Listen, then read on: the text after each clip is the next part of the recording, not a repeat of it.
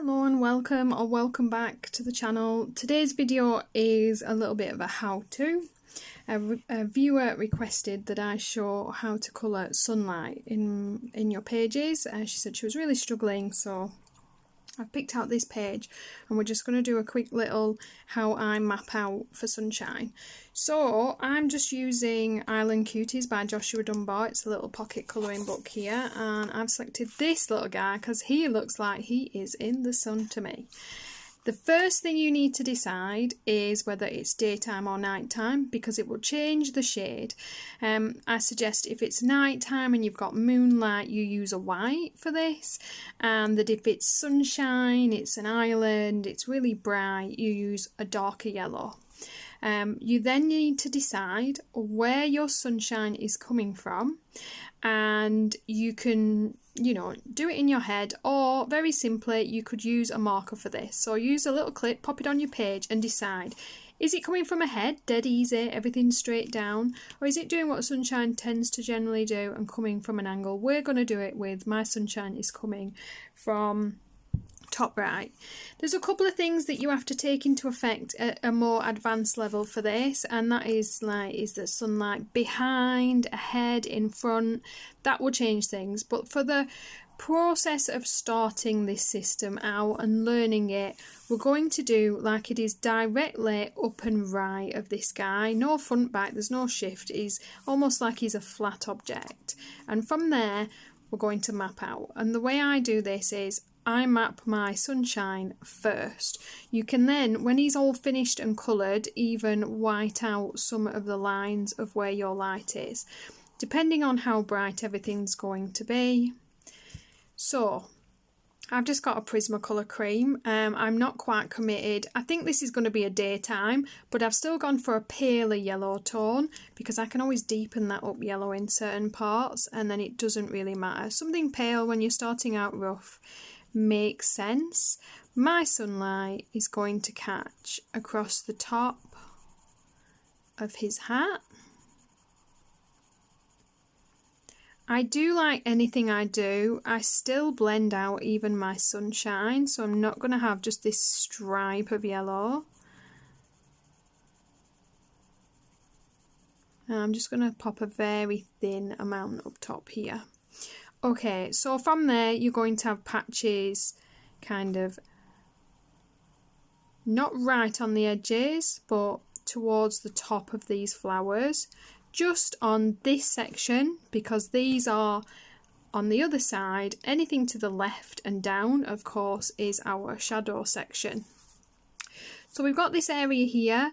Obviously it's behind him, but it is at an angle, so I'm going to decide that I've got a spot of sunshine still on the top, the very top of this leaf edge on the right hand side. All this is behind the object. This rope here, I'm going to have a little bit of sunshine across the top, a little bit up here, a tiny bit just there as well, and then I'm going to leave this as behind. Same with this, I'm going to decide that it's just in behind here for a little bit of something extra. You could pop a tiny bit of sunshine just reaching this corner just for some interest. This is underneath and behind. I've decided pretty much all this is, except for maybe just a little bit catching a little ray of light just there. Hope you can actually see this, guys, with it being such a pale colour. You can a little bit, you're starting to see where it is. I probably should have chosen a dark yellow, but I do want this to be a usable page. Everything here is in the dark. If he was backlit, obviously you'd have things here and bits and pieces. We're not doing that, we're keeping our first go nice and simple. If you guys would like something a little bit, more intense, maybe a backlit version, we could do that next time. So we're then coming into the guy himself. I'm going to have a little bit just here, just in the middle. All the rest of this is round the other side, and I'm going to leave it. We're underneath his hat. I am going to add a little bit of highlight across the bridge of his very flat nose there, because it would be more prominent and you would see it, and maybe even a little bit on his beard, because you're translating this 2D image. Although this is above it, in real life the sunshine would probably catch this beard a little bit. And then of course you have the tops of his fingers, and for me even this little bit of wrist here, and then not this, but I would add a little bit here and just there as well. Okay, the rest of him we're going to leave alone. You could add again a little bit just here, just catching a bit of light just there, just the edge of his tummy, because it's quite big. We're going to emphasize that by highlighting with a bit of sunshine. Okay, so any leaf behind we're going to leave, but across the top of these leaves where they're bending back, that would catch a little bit of sunshine. So we're just going to do the tips of these, maybe this side just here as well. I'm going to leave this piece like it's underneath. And then his feet here, I mean realistically these would be in the background. You would probably be catching a little bit of a sunshine sparkle on the tip of a couple of these big toes, so maybe just those two just there. And I would say catch a bit of light across his shin here.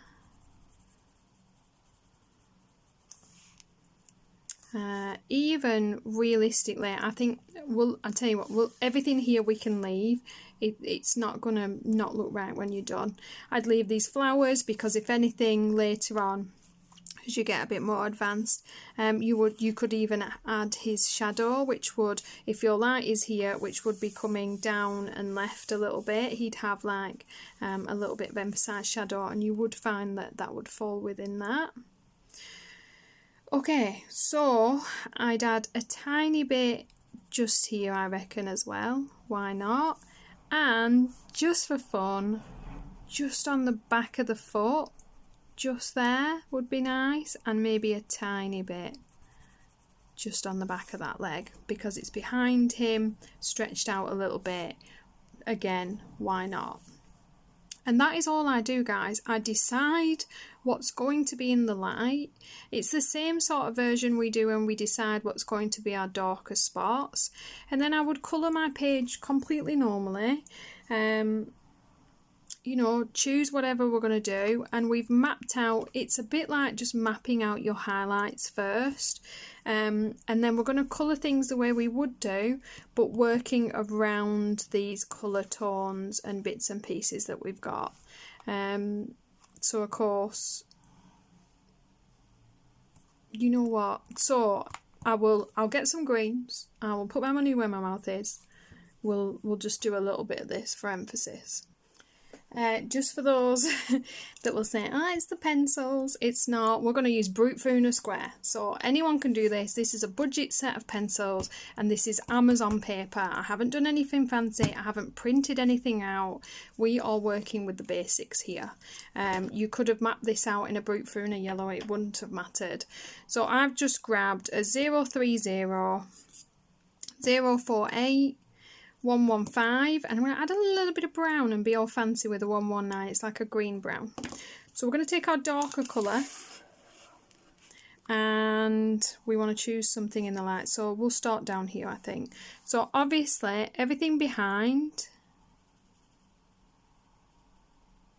is going to be nice and dark. So I'm going to use my two darker greens. I'm not going to add anything else. I'm not going to add my lighter green. I'm just going to place those darker greens down, and the depth of colour in the behind the leaf will really emphasise and show which parts are in front of the leaf. So then I'm just going to colour my leaf exactly the way I usually would. So I like to create kind of a folded effect.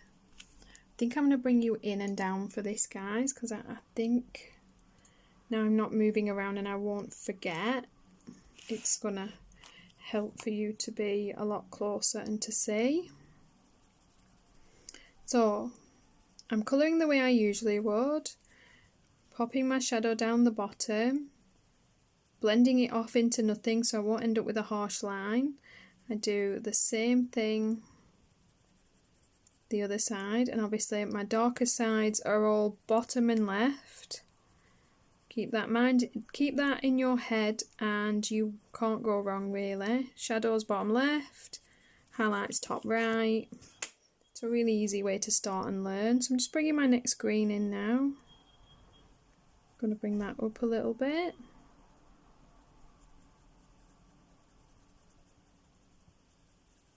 It's much more yellow green, this one. Hence why we faded that first one out, or you just have a sharp line. Okay, and then I'm going to take my pale green and I'm going to bring that all the way up and in and then stop. And I'm not going to colour over my highlight.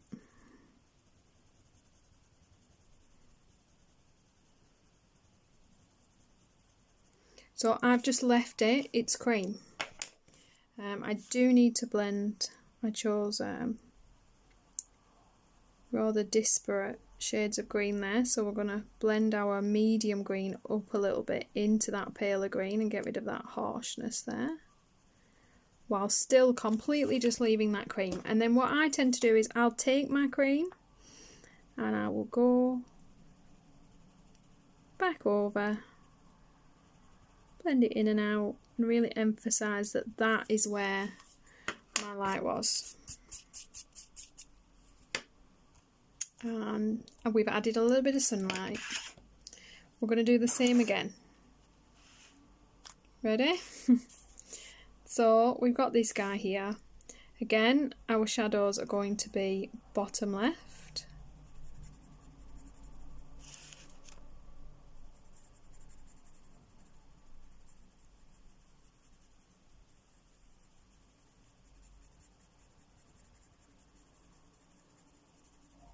Fade that all the way out so we don't encounter a problem with our next colour. Staying off my sunlight.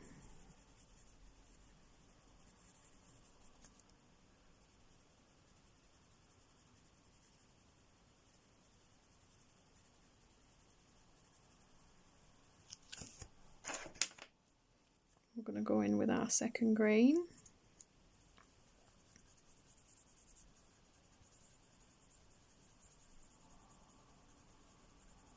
We're working that over the first to kind of yellow that green out.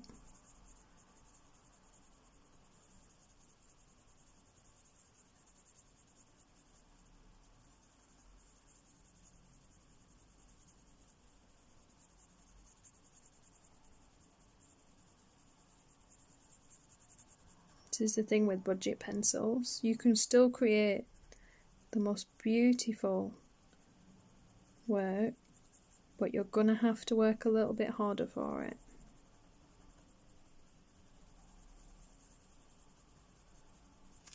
Okay, and then I think at this point I'd like to bring in my greeny brown. I'm gonna bring it up this spine first, across the inside there, both sides, kind of where the veins are. Let's add a little bit of leafiness to this leaf.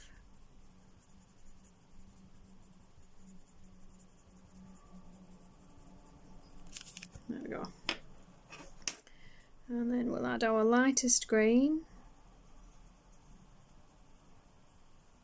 Going over everything again, just to bring that colour into it as well.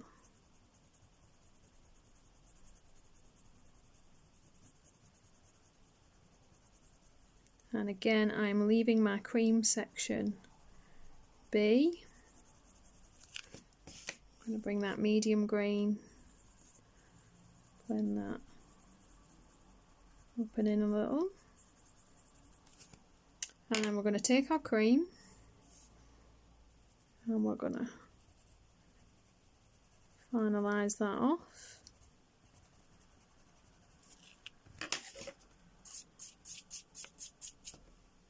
And like anything, guys, when you've just done a couple of bits and pieces of something, it's not going to look like anything much. A picture doesn't become an artwork until it's finished. So don't judge your stuff too harshly. Don't be your own critic until you're done. Then you can do what you want. But finish it. Almost all of my pictures I hate until I've put the last few pieces and finishes to them. Again, I'm just making the back of that leaf really dark because it's in shadow. Really emphasise the difference of the front and the back of those leaves. We're giving depth in this way. So we're gonna come out a little bit, refocus, and you can see the start we've made. And it is really just as simple as that. And we're just creating the false image of a lightness on the top of those. Up and to the right, we're adding nothing. We've added a little bit of cream and we've created our sunshine. I hope you found this useful, guys. If I've left you with more questions and answers, pop them in the comments below. You guys know I'm quite happy to answer any questions privately or in the comment section down below, or if it leads to maybe needing another part to this video, then that is absolutely fine as well. I hope for those of you, and especially the lady that requested this, that maybe it's cleared up a few things and you might be able to start one of these artworks and see. The first one you do isn't going to be perfect. I've been doing this a few years now and mine did not look like this when I started. It really is just trial and error and practice and learning what is and isn't going to work for you and what matches your style, and of course limitations for pencils and paper. Could you probably get a lot richer tone and shading from some Stratone paper and some Holbein or Luminance? Yes. Can you get a beautiful picture that makes it look like the sun is shining on these leaves with budget pencils? Yes, you can. So practice, guys. It's really the key. Practice, practice, practice. See how you do. Hoping that you're completely happy with your version, and if you are, please do show me them on Instagram. Please tag me. I'd love to have a look. And apart from that, guys, have a wonderful weekend, a fabulous week. Happy colouring or crafting, and I will see you in the next one. Thanks for watching.